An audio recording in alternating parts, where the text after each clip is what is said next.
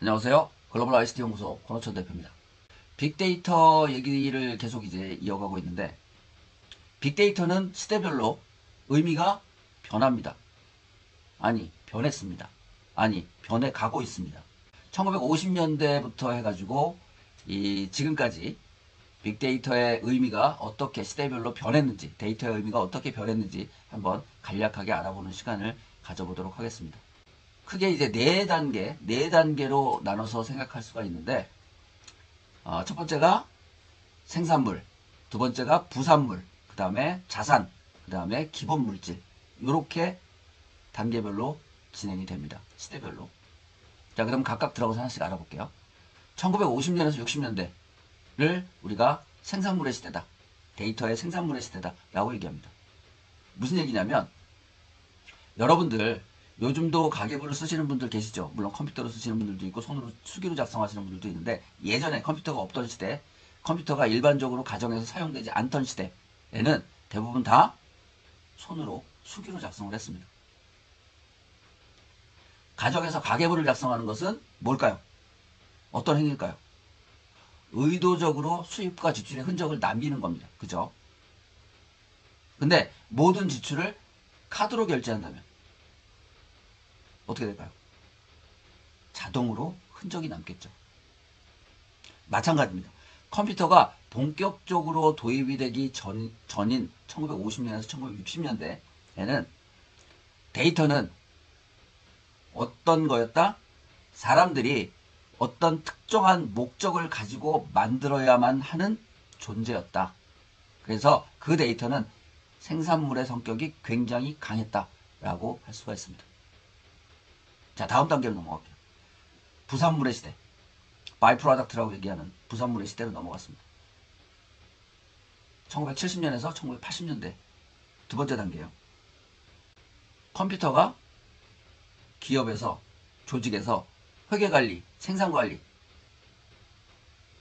등의 일상적인 업무에 도입이 되기 시작하면서 데이터는 업무를 처리하는 과정에서 파생되는 부산물이 됐어요.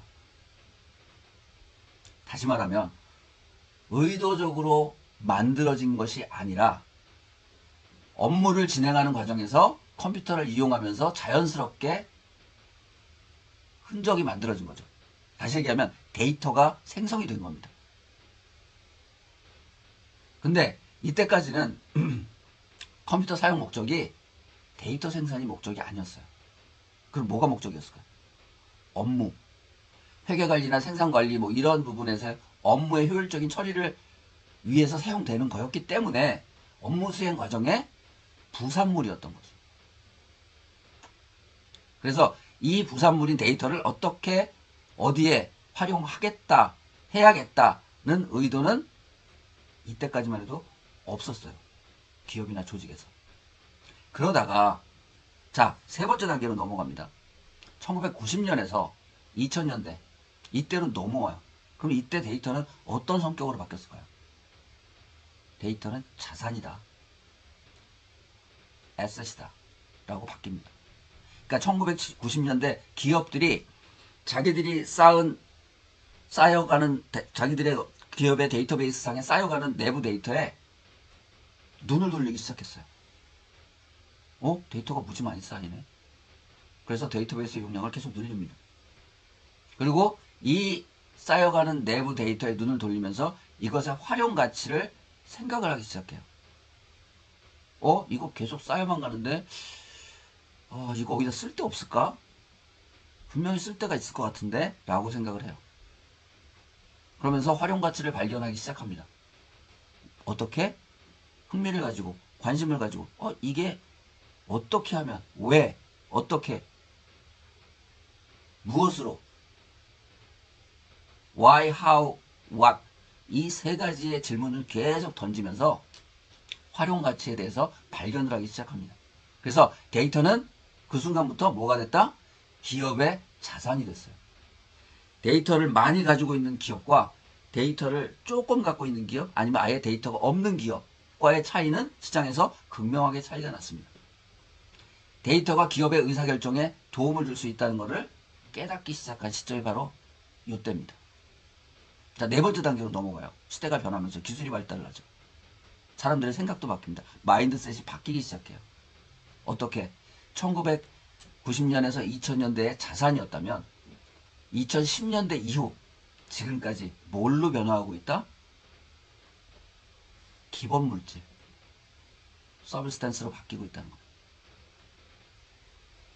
디지털 시대가 되면서 데이터의 성격이 또 한 번 확 바뀝니다. 그러니까 우리 주변에서 벌어지고 있는 모든 일이 디지털 흔적을 남기기 시작해요. 그죠? 스마트폰 등장하면서 앱 경제로의 전환이 빠르게 일어났고, 소셜미디어가 발달을 했고, 각종 기기들이 쏟아져 나왔습니다. 그리고 사람들이 그걸 굉장히 빠른 속도로 흡수를 하고 활용을 하기 시작했어요. 활용을 했다는 건 뭘까요? 내가 의도하지 않았지만 나도 모르는 사이에 내가 생산하는 데이터가 엄청나게 많아졌다는 거예요. 각 개인이 만들어내는 데이터가 엄청나게 많아졌다는 거죠. 그래서 이 데이터들이 순간적으로 엄청나게 쌓여가기 시작하면서 이게 엄청난 효과를 불러일으키는 보고네 보고라고 사람들이 생각하기 시작했고, 기업들은 여기에 눈을 번쩍 뜨기 시작했습니다.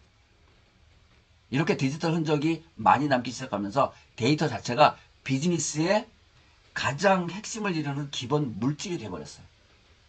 다시 얘기하면 세상의 흔적이 자동적으로 남는 빅데이터 시대에 데이터를 남보다 빨리 모으고 더 많이 모으고 정확하게 대응할 수 있는 원천이 되었다는 거죠. 더 많은 데이터를 취합해서 빠르게 분석하고 거기서 인사이트를 노출해서 내 비즈니스에 적용한 기업과, 데이터가 저기 엄청나게 막 돌아다니고 있는데 그 데이터에 관심이 없는 기업, 아니면 관심은 있지만 방법을 몰라서 그림에 떡 보듯 그냥 보고 있는 기업, 이 세 가지 부류의 기업 중에 누가 시장에서 선도적인 위치를 차지하고 시장을 좌지우지하는 선도자의 역할을 할까요? 바로 첫 번째 기업이에요. 빠른 시간 내에 많은 데이터를 확보하고 그 데이터를 정제해서 분석해서 인사이트를 도출하고 그 도출된 인사이트를 내 비즈니스에 적용하는 기업, 그 기업이 시장에서 남들보다 한참을 앞서갈 수 있는 그런 발판을 마련하게 되는 겁니다. 그러니까 데이터를 생산하고 활용하는 새로운 환경의 도래는 비즈니스 구조, 그 다음에 프로세스의 혁신을 가져왔습니다. 그리고 지금도 계속 바뀌고 있어요. 계속 바뀌고 있어요. 그러니까 90년대와 2000년대 초반까지 데이터가 없는 것과 있는 것의 차이가 곧 자산이었다면, 이제는 누구나 데이터를 소유할 수 있습니다. 누구나 데이터를 소유할 수 있어요. 여러분이나 저나 기업이나 국가기관이나 누구나 다 데이터를 소유할 수 있어요. 데이터 소유에 대한 어떤 그 범위, 뭐 이런 것들의 차이는 좀 있을 수 있지만 데이터를 누구나 소유할 수 있어요. 근데 문제는 뭐냐? 데이터를 소유하는 것만이 능사가 아니라는 거죠.